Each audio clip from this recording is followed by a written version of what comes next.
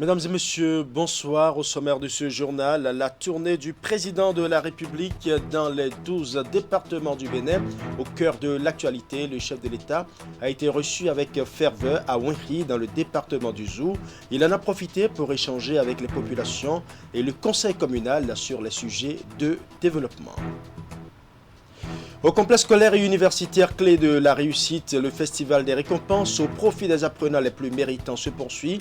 Les meilleurs lauréats au baccalauréat de juillet 2020 se sont vus distingués par des présents peu communs. Les détails dans ce journal. Nous parlerons également sport de combat dans ce journal avec la conférence de presse des responsables de l'association Benin Fighting Championship. Ils ont entretenu les pratiquants sur les nouvelles directives en vue d'une belle réussite du prochain tournoi MMA, entendez, Mixed Martial Arts, prévu pour mars 2021. Voilà pour les titres. Mesdames et messieurs, à nouveau, bonsoir.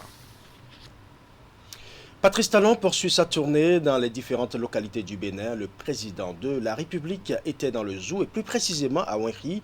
Occasion pour lui de s'entretenir avec les populations de cette localité sur les questions de développement.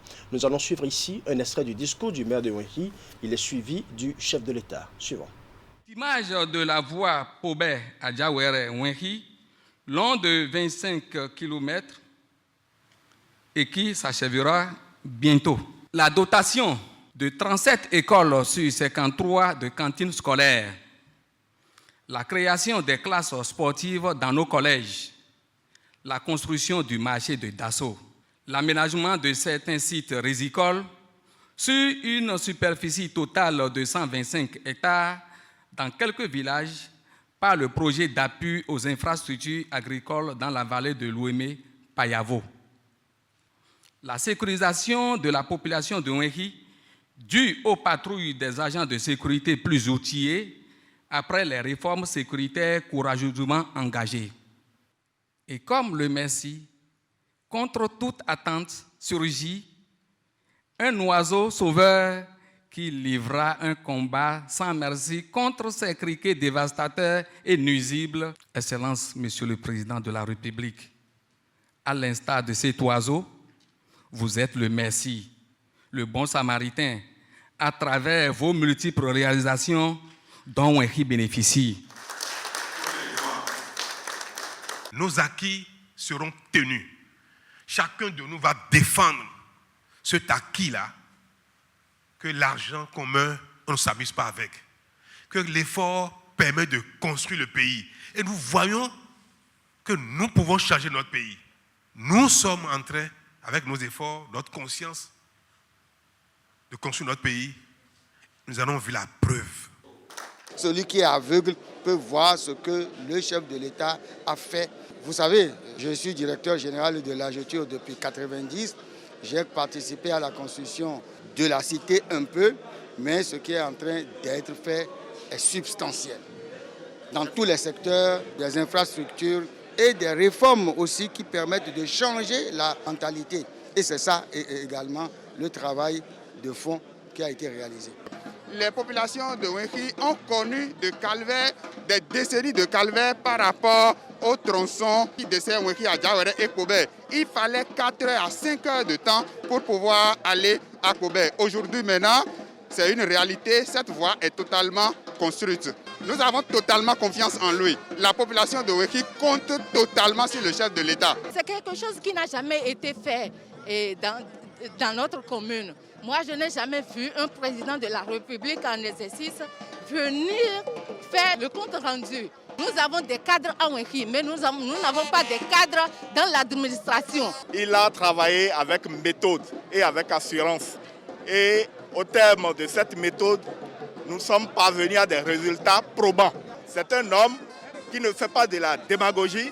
Il pense fondamentalement qu'il y a des localités qui n'ont pas encore bénéficié fondamentalement des infrastructures. Et il a promis que les prochaines réalisations seront les réalisations de ces localités-là. En 5 ans, il a démontré sa capacité à pouvoir réaliser des choses pour le pays. Il y a eu beaucoup de changements à Porto-Novo. Si vous allez également à Cotonou, c'est la même chose. Donc je crois qu'il peut tenir ses promesses.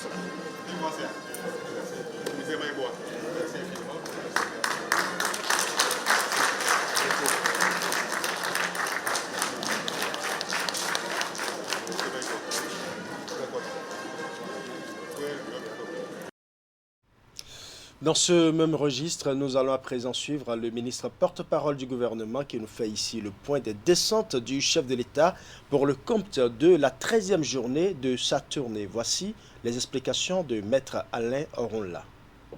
Ce que j'observe, c'est que les populations des localités visitées aujourd'hui, à savoir Djidja, Agbaïzou, Abomey et puis Zobodome, se sont déjà appropriés le programme d'action du gouvernement, se sont appropriés les résultats obtenus et ont permis au président de la République d'aller plus loin dans l'explication des motivations de nos grandes réformes. La chose est comprise. Cela veut dire que ces populations suivent et elles sortent de plus en plus massivement pour témoigner de l'intérêt et de la pertinence de la démarche. C'est devenu une communion entre le président de la République et ses concitoyens et ses compatriotes, une communion qui a fait confesser le président de la République que nous ne construisons plus une nation, nous sommes déjà une nation. Donc, c'est une communion entre le Père de la Nation et la nation qui a juste aujourd'hui besoin d'être consolidée matériellement, structurellement.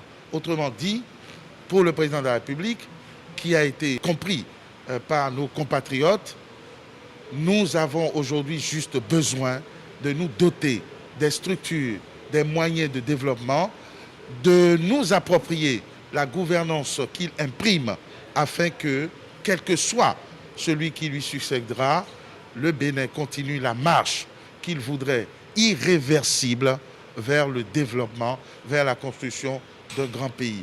Je crois que c'est ce qu'il y a lieu de retenir aujourd'hui et je pense que la pertinence de la démarche du président de la République se confirme davantage quand je vois que la tournée projetée pour visiter 54 localités voit s'accroître les communes qui demandent et qui redemandent. Quand je vois les gens qui sortent malgré les alertes et les avertissements que nous donnons, cela veut dire que le peuple du Bénin est debout et a adhéré au président de la République, a adhéré à la vision de développement proposée par le président de la République et son gouvernement. Et je crois que c'est une très bonne chose, c'est à saluer et nous ne pouvons qu'encourager le président de la République à conserver ce pas alerte pour faire le tour. 54 localités prévues pour être visitées, on en a rajouté 6 ou 7 déjà. Donc nous sommes déjà à 60 et la demande fuse de partout. On ne fera pas de frustrés et je crois que le président a l'énergie qu'il faut pour parcourir le reste des communes de notre pays. Dans un tout autre registre, les fils et filles des communes du Zou réunis au sein de l'association des plateaux d'Abomey et d'Agonly se sont retrouvés ce week-end à Boycon. La rencontre a permis aux membres du Creuset de faire l'état des lieux des réalisations du gouvernement dans les différents secteurs. Ils ont saisi cette opportunité pour exprimer leur reconnaissance au chef de l'État pour son pragmatisme et ses ambitions pour le Bénin. Les détails avec Imet Hélène Amosso. 45 grands projets phares dont la mise en œuvre effective a favorisé et soutenu des performances sur le plan économique, social, de la gouvernance du Bénin, jamais atteint depuis 1990. Le rendez-vous est alors initié en vue de mettre en évidence les réalisations dont ont bénéficié l'ensemble des communes du département du Zou. L'activité porte les marques du bureau exécutif de l'Association des plateaux d'Abomey et d'Agonly PAA, un cadre fédérateur des énergies des filles et fils de la région du Zou. Le Creuset est né pour impacter et agir pour le développement de la région. Le PAA est plus fier des réalisations du gouvernement depuis l'arrivée du réformateur audacieux et rationnel qu'est le chef de l'État. Nous avons réuni toutes nos populations des 9 communes pour leur dire exactement ce dont nous avons bénéficié pour le moment et les amener également à soutenir les autres actions qui arrivent, parce qu'on n'en a jamais assez. À la rencontre de ce samedi, membres, invités et responsables du PAA ont passé en revue les projets, réformes et autres actions menées par le régime du nouveau départ en presque 5 ans, principalement dans les communes du Zou et dans chaque domaine, du secteur de l'eau et des mines, cadre de vie, à la décentralisation en passant par l'enseignement, les infrastructures routières, le sport et l'énergie, tout est passé au peigne fin. Il y a eu la construction de châteaux d'eau, de réserves d'eau, nationaux à Abomey et à Boycon, le stade de Goho est en train d'être complètement refait. Il y a du recrutement de nos frères pour encadrer les jeux sportifs. Les chantiers routiers serpentent toute la région, notamment la voie Abomey-Mougnon et la bretelle Boycon-Djidja, avec des ouvrages d'assainissement. Cette sortie pour les organisateurs est le début d'une série d'actions prévues et qui va conduire à l'installation des démembrements communaux et d'arrondissement du PAA, reconnaissant envers le bâtisseur, comme ils ont surnommé le chef de l'État pour sa vision et les œuvres de développement accomplies. Les leaders du PAA n'ont pas caché leur satisfaction. Pour eux, Patrice Talon doit être sans aucun doute reconduit à la tête du Bénin. À cet objectif, le PAA travaille ceci pour permettre au président de poursuivre l'œuvre de développement du pays entamée. Nous avons remarqué que le chef d'État a réussi son mandat, a fait ses grandes réalisations à au moins 90%. Et à l'issue de ces évaluations, nous sommes convaincus que le chef d'État mérite un second mandat. Et nous appelons nos chers parents, nos frères et sœurs d'Abomey et de tout le pays, le Bénin, a travaillé pour la réélection du chef d'État en 2021 parce qu'on n'arrête pas d'une équipe qui gagne. Actif depuis quelques années, l'association des plateaux d'Abomey et d'Agonli à sa création en 2016 se voulait un regroupement d'envergure. Le PAA fait partie des mouvements pionniers de soutien à Patrice Talon. Il se dit prêt pour relever le défi de la victoire de la présidentielle de 2021. Parlons santé à présent. Le monde entier célèbre chaque 1er décembre la journée mondiale de lutte contre le VIH-Sida. Le thème de l'édition 2020 est « Solidarité mondiale, responsabilité partagée ». Dans le département de l'Atakora, et malgré la pandémie de la COVID-19, beaucoup d'actions continuent d'être menées pour lutter contre le VIH-Sida.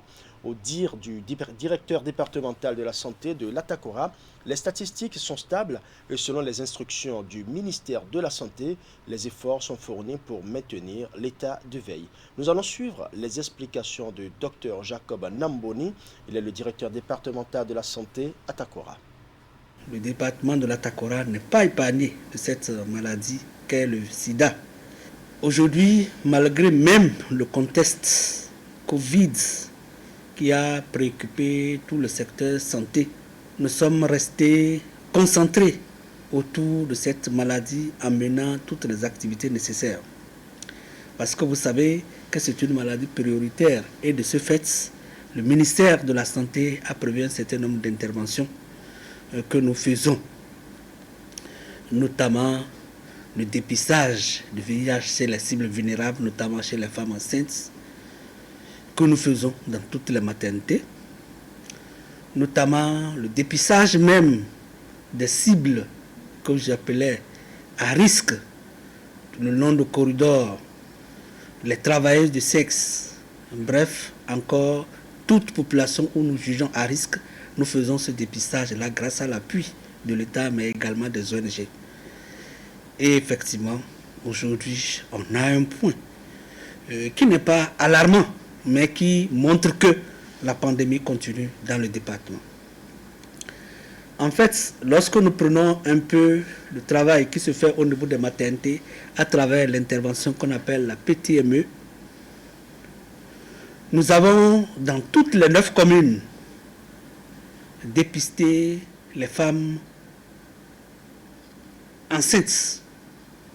Toute femme enceinte qui vient, on obtient son consentement et on lui propose le test. Lorsqu'elle l'accepte, nous la dépistons. Et aujourd'hui, on peut dire que le taux de positivité chez ces femmes enceintes reste stable. Donc depuis des années 2019-2020, ce taux reste stable et inférieur à 1 dans le département. La deuxième chose qu'on peut dire, c'est que lorsque nous dépistons ces femmes pour éviter qu'elles transmettent la maladie à leurs enfants, on le met sur un protocole de traitement. Et aujourd'hui, sur les 126 femmes que nous avons pu dépister positives en 2020, elles ont toutes été mises sous traitement. Donc 100% ont accouché sous ce qu'on appelle le protocole PTME. Ça, c'est le premier indicateur salé. Le deuxième indicateur que nous suivons, c'est ce que j'appelais la prise en charge. Lorsque vous proposez à quelqu'un le test, il accepte, vous dépistez qu'il est positif, il ne faut pas le laisser dans la nature. il est préconisé qu'on mette cette personne sous traitement. Avant, il y avait des conditions, mais actuellement, il n'y a plus de conditions. Quand vous êtes positif, quel que soit votre état, on vous propose le traitement. Et aujourd'hui également, nous pouvons dire que la majorité sont également sous traitement. Donc, 394 personnes qui sont nouvellement mises sous ARV dans le département et principalement dans la commune de Nat-Tengu, nous avons mis 154. Donc vous comprenez qu'on continue de faire ce travail salutaire. Et globalement retenir que malgré, bien sûr, la pandémie de Covid qui a préoccupé tout le département, le système reste vigilant. D'ailleurs, c'était une des instructions du ministère. Il ne faut pas laisser les maladies qui tuent plus que le Covid, notamment le palu, le sida, la tuberculose. Aujourd'hui, le VIH-Sida continue de sévir. Face à ça, il nous faut une solidarité. Chacun à son niveau a des obligations à faire. Le personnel de santé a à travailler. La population a à écouter tous nos conseils que nous donnons, tous les services que nous offrons et à les utiliser. Donc, cette responsabilité doit être partagée, elle doit être assumée par tout le monde pour qu'on puisse venir à bout du VIH-Sida. Plus de soucis pour se faire enrôler dans la base de données du registre national des personnes physiques issues du RAVIP. Une plateforme numérique est mise à disposition au profit des Béninois de la diaspora et même ceux résidant au Bénin. Il s'agit du www.e-service.anip.bj pour faciliter bien évidemment la tâche aux demandeurs. Les détails sur cette nouvelle plateforme dans ce reportage signé Teddy Goudalo. www.iservice.ani.bj. C'est la plateforme qui est désormais mise à disposition des Béninois vivant à l'extérieur et même ceux vivant sur le territoire national pour se faire enrôler dans le registre national des personnes physiques issues du RAVIP. Elle est présentée et démontrée à l'occasion de cet atelier technique de convergence de base des données des passeports biométriques. Vous allez voir au niveau du menu 3 onglets. Nous allons choisir le troisième. C'est au niveau du troisième qu'on fait le préenregistrement. Donc, le citoyen ou le Béninois de l'extérieur qui veut se faire préenregistrer va cliquer sur cela. Là, la plateforme lui demande de se connecter. Donc, ça suppose qu'à l'avance, la personne s'était enregistrée. Pour s'enregistrer, il faut venir faire s'inscrire. On clique sur connecter. Donc, dès qu'on clique sur connecter, la personne maintenant est reconnue par la plateforme et elle peut maintenant remplir le formulaire qui va venir. Une fois ce processus de préenregistrement terminé, le citoyen dispose automatiquement d'un numéro d'identification personnelle et va donc bénéficier des services numériques du gouvernement. L'Agence nationale d'identification des personnes facilite ainsi la tâche à tout ressortissant béninois de l'intérieur et surtout de l'extérieur. C'est une plateforme qui présente tout ce que l'ANIP offre comme service. Vous allez voir, acte de naissance sécurisé. Quelqu'un qui veut faire sa demande d'acte de naissance peut venir sur la plateforme et faire cette demande-là. Nous avons un certificat d'identification personnelle. Ça aussi, on peut le demander. Carte d'identité nationale biométrique. On n'a plus besoin de se déplacer pour aller au niveau des arrondissements ou de venir au niveau de l'ANIP pour faire sa demande de carte d'identité biométrique et produire tous les papiers qu'on a l'habitude de traîner. On peut demander un duplicata de son récépissé RAVIP si on le veut, ou encore mettre à jour ses informations. Pour disposer du numéro personnel d'identification, il faut avoir été préalablement inscrit au registre national des personnes physiques, comme ce fut le cas des Béninois résidant sur le territoire national durant la période de novembre 2016 à mai 2017. Nos compatriotes résidant à l'extérieur n'ont pas pu bénéficier de ce privilège.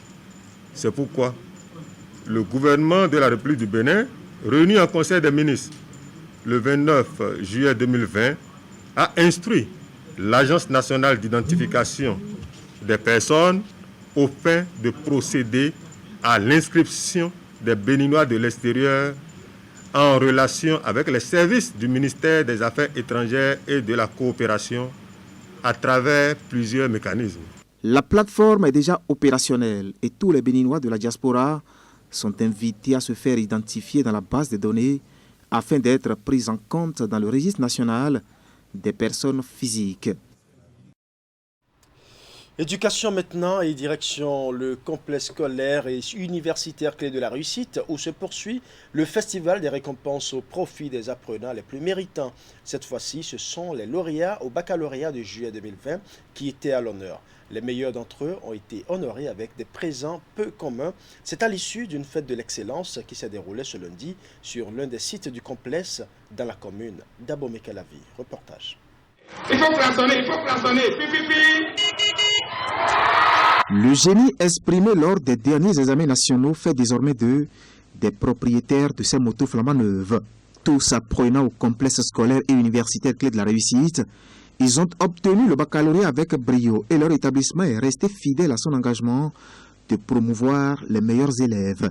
Au complexe Clé de la Réussite, dans la logique de la culture de l'excellence, toute mention très bien au bac donne droit à une moto. Et séance tenante, l'acte a été joint à la parole. Ces prix d'excellence leur ont été attribués. Tout comme eux, celui qui est classé 5e du Bénin au CAPAC 2020 a reçu un ordinateur portatif. Je suis très contente, très heureuse. C'était mon objectif dès le début. Je remercie sincèrement le fondé de nous avoir fait ce beau cadeau-là. Je le remercie énormément, que Dieu le bénisse. Je n'ai pas les mots pour le remercier. Et je lui dis que la clé de la réussite, son école qui était la clé de la réussite, ne pas aujourd'hui seulement que la clé de la réussite, c'est devenu aussi la clé de l'excellence. J'ai constaté qu'ici, il y a le sérieux et le professionnalisme. Le programme académique conçu ici offre donc à tout apprenant un environnement très favorable à l'acquisition du savoir. Et le tout est piloté par des enseignants chevronnés rompus à la tâche. Il n'est pas superflu ici de vous rappeler qu'au complexe Clé de la Réussite, nous cultivons chaque jour l'excellence et nous luttons efficacement contre les déviances scolaires à travers une panoplie de mesures. Les années à venir, qu'on me parle de zéro déviance à Clé de la Réussite, que Clé de la Réussite me donne plus de mentions très bien. Au lieu de ces motos, je rêve d'avoir une vingtaine de motos et des élèves très assidus. Cet établissement, qui est connu pour la qualité de l'enseignement qui y est dispensé, tient ainsi à garder le flambeau de l'excellence au Bénin. D'ailleurs, tout se fait ici en parfaite communion avec Dieu. Et une fois encore, Omer Adandéjan et ses collaborateurs ont placé cette année académique 2020-2021 sous la bénédiction divine avec une messe d'action de grâce célébrée en marge de cette cérémonie. Clé de la Réussite, c'est déjà plus de 15 ans d'expérience au service du système éducatif béninois avec des sites implantés dans l'Atlantique et le littoral et qui vont s'étendre bientôt vers d'autres régions du pays.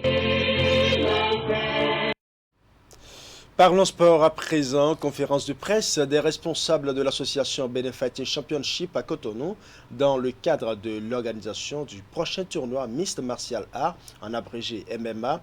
Ils ont entretenu les pratiquants sur les nouvelles directives en cours en vue d'une belle réussite. La prochaine rencontre est en effet prévue pour mars 2021. Les détails des échanges dans ce reportage de Teddy Goudalo présenté par Clément Achadé. En face des responsables de l'association Benin Fighting Championship, en abrégé BFC, des pratiquants de la bosse. Ils sont réunis ici pour échanger sur les nouvelles orientations du prochain tournoi Mixed Martial Arts qui s'organise au Bénin depuis peu.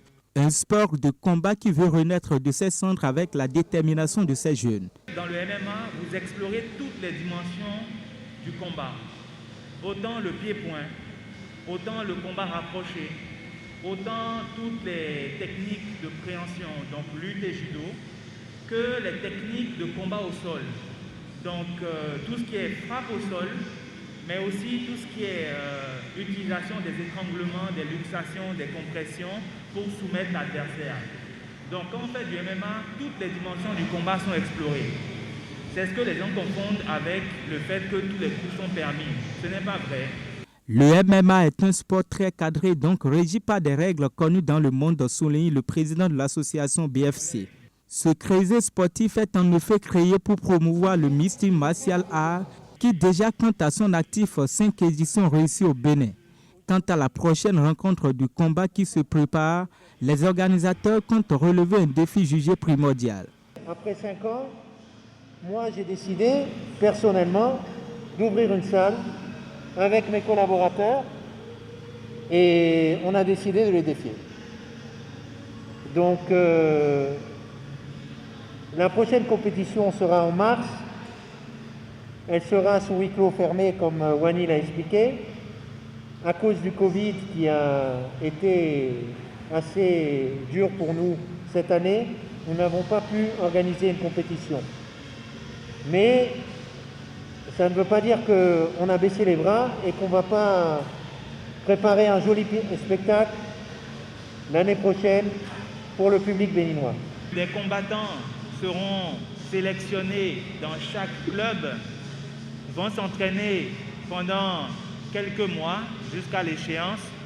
Vous aurez l'opportunité de suivre leur parcours au travers de nos réseaux sociaux, YouTube, Instagram, Facebook, aussi à la télé pour quelques passages. Vous pourrez découvrir les champions sélectionnés, vous pourrez suivre leur parcours, leur vie, leur sueur, leur engagement jusqu'au dénouement final. C'est donc la nouvelle dynamique que prendra le tournoi MMA dans les jours à venir et le soutien moral des combattants est massivement attendu. Le rendez-vous est pris pour mars 2021, une période dont l'apothéose sera la construction d'une nouvelle salle de combat répondant aux normes internationales. Dans le magazine de ce journal, nous parlerons d'un personnage un peu ordinaire, mais dont le travail et la mission sont essentiellement dévolus à Dieu. Il s'agit du sacristain. Il est l'artisan discret dans l'Église catholique. Il veille à l'entretien et au bon déroulement des offices. Sa fonction lui donne le privilège de manipuler les objets sacrés, ornements et autres éléments nécessaires à la célébration d'une messe. Qui est réellement le sacristain et qui peut être sacristain? Élément de réponse dans ce magazine signé Imet Elena Mosso. Le personnage est connu de toutes les assemblées de chrétiens catholiques. Choisi dans la plupart des cas par l'ecclésiastique, chargé d'une paroisse, il est celui qui s'occupe de l'entretien d'une église, la personne chargée de la tenue de la sacristie. La sacristie, c'est le lieu véritable où tout ce qui prépare à une célébration dans l'église ou dans la chapelle est gardé puis entretenu. Et donc le sacristain a ce rôle-là de gérer le matériel de la sacristie, à savoir les vases et lièges sacrés, tout ce qui pourrait permettre de faire une célébration en bonne et due forme du début jusqu'à la fin. Et en ce sens, il est pratiquement aussi le gardien du temple, comme on dit. Le premier à venir ouvrir la chapelle, le sacristain est celui à qui est confié le soin de sonner la cloche pour appeler les chrétiens. En fait, c'est le curé qui sonne et appelle son peuple. Mais il délègue cette charge-là à quelqu'un, à un fidèle de la paroisse, qui se charge donc d'appeler les fidèles en son nom. Donc il vient très tôt pour sonner, appeler les fidèles. Il ouvre l'église au nom donc du curé qui a les clés en principe et prépare les célébrations, la messe ou d'autres célébrations encore. Le sacristain, c'est un chrétien volontairement qui s'est donné pour tâche aider le prêtre pour la préparation de la messe, à savoir l'hostie, le vin, préparation et les différents linges sacrés que le prêtre doit utiliser au cours de la célébration eucharistique. Donc celui-là est là avant la célébration eucharistique. Il doit préparer tous ces éléments-là à la sacristie et puis déposer sur une table qu'on appelle crédence. Il est maintenant le dernier à repartir. Donc il doit s'assurer que tout est prêt et que tout est rentré dans les normes avant que le prêtre n'arrive. Et le dernier à repartir et s'assurer que tout est rangé correctement avant de quitter l'église. Un homme, le plus souvent, le rôle de sacristain est aussi parfois tenu par une femme. Outre l'entretien du lieu de culte, la préparation des offices, le sacristain assure également d'autres fonctions. Lui, il peut jouer le rôle quand les enfants de cœur ne sont pas là. Et aujourd'hui, maintenant, Ils sont formés à la distribution de la Sainte Communion, pour nous aider aussi pour la distribution de la Sainte Communion. Donc, ce que nous appelons ordinairement chez nous les ministres extraordinaires. Voilà. On essaie aussi, il y a une formation organisée par notre diocèse, et ils sont formés aussi pour porter peut-être la communion à nos malades, puisque nous avons maintenant beaucoup de malades. Donc, et voilà. Et ils nous aident pour que nos frères et sœurs qui ne viennent plus à la messe et qui quand même aussi ont besoin quand même du corps de Christ, quelquefois on les envoie aller vers eux, prier pour eux, puis leur porter la communion. Il allume les sièges, les bougies devant la Vierge Marie. Déjà, en allumant le matin, il présente en quelque sorte les fidèles qui viendront à la Vierge Marie, ou c'est nous ici à Saint-Charles par exemple, notre saint patron. Les gens l'appellent communément l'homme qui se charge de l'église. Et donc beaucoup viennent à lui pour des renseignements. Et il a l'obligation de les accueillir. Il n'y a pas les enfants du cœur, on est obligé de faire ce que les enfants du cœur font. On arrive très tôt pour préparer la messe, les ornements que le prêtre doit porter, purificatoire, corporal, et hostie célébrant, et tout ça là. On prépare tout ça là avant que le prêtre n'arrive. Appelé à jouer un rôle sensible au quotidien, le sacristain est souvent choisi sur la base de critères bien définis. Recherché parmi les fidèles de la paroisse, la personne est appréciée selon certaines valeurs morales, sa piété, sa foi, mais aussi d'autres qualités humaines. Ça a commencé par les catéchistes. Les catéchistes au début servaient de chantres, ils préparaient la messe, ils lisaient, ils traduisaient le missionnaire. Au fil des temps, il a commencé par avoir eu des séparations. Donc, le curé, il connaît ses paroissiens et il essaie de choisir. Sous d'autres cieux, il y a même un appel de candidature. Et ils sont payés. Il faut absolument que ce soit d'abord des gens de confiance. Il faut apprécier par leur foi, leur piété, comment eux-mêmes approchent le sacré, puisque sacristie, on a sacré dedans. Quelqu'un donc qui aussi peut s'engager avec un peu de bénévolat quand même. D'accord ? Parce que c'est vrai que les célébrations sont prévues à temps fixe, mais il peut y avoir que la longueur ne soit pas toujours ce qu'on avait prévu. Donc c'est des gens vraiment disposés à être à ce service-là, au service du temple, pour ainsi dire. Le curé, c'est lui qui voit. Il sait comment choisir. On ne choisit pas quelqu'un au hasard comme ça. Il doit avoir une bonne moralité, quelqu'un à qui on doit avoir confiance. Donc c'est une question de confiance. Et il faut être vraiment honnête là aussi. Bénévole et disponible, le sacristain est indispensable sur une chapelle. Aucune formation ne prédispose celui qui exécute ce service d'église. Les notions essentielles pour assurer convenablement la fonction sont acquises lors de la pratique. Il y a bien des ministères ou bien des services d'église qui ne connaissent pas encore l'aspect formation typique. Parce que quand nous avons fait le séminaire et qu'on nous y a formés entièrement, on estime que ceux à qui nous demandons de nous aider, nous pouvons leur indiquer ce qu'il faut faire, et ainsi de suite. Donc de façon systématique, il n'y a pas encore une structure de formation pour les sacristains dans notre pays. Sur le plan pratique, donc, le curé leur montre ce qu'il faut faire. Et eux-mêmes, eu égard à leurs habitudes, ils y entrent et puis ça se passe bien. Je suis sacristain il y a environ 5 ans, 6e année déjà. La formation se fait sur le tas. La première fois, il m'a montré tout ce que je viens de vous montrer là. J'ai commencé petit à petit. Je crois qu'aujourd'hui, maintenant, je peux le faire sans problème. Rémunéré sous d'autres cieux, le sacristain est ici récompensé par la reconnaissance et la considération de l'Église. La paroisse entière lui témoigne respect et amitié. Le matériel et l'argent qu'il ne perçoit pas sont acquis autrement. Ceux rencontrés ont affirmé s'acquitter de leur charge de sacristain avec exaltation. Ils disent en tirer en retour grâce et bénédiction. Moi, présentement, je sais que, si j'approche du sacristie, je trouve des dons que je ne peux pas le dire. Il y a des protections, il y a des dons de guérison. Et même quand on leur fait quelques gestes pour remerciement ou autre, ils sont plutôt réticents à accepter. Donc on voit que c'est vraiment leur foi qui est engagée dans ce qu'ils sont en train de faire. Donc ils prennent sur le temps libre pour venir nous aider. Alors si on doit engager un jeune homme pour le faire, il faut bien qu'on puisse le payer dûment. C'est peut-être ça qui fait qu'on ne trouve pas souvent les jeunes gens à ce service, à moins que ce soit vraiment pour des célébrations ponctuelles. Parce que quand ils arrivent ici, parfois, souvent les samedis ou les dimanches, c'est du matin jusqu'à tout au moins midi 30 avant de rentrer. Voilà, ce sera tout pour ce journal. Merci pour votre aimable attention. Bonne soirée à vous.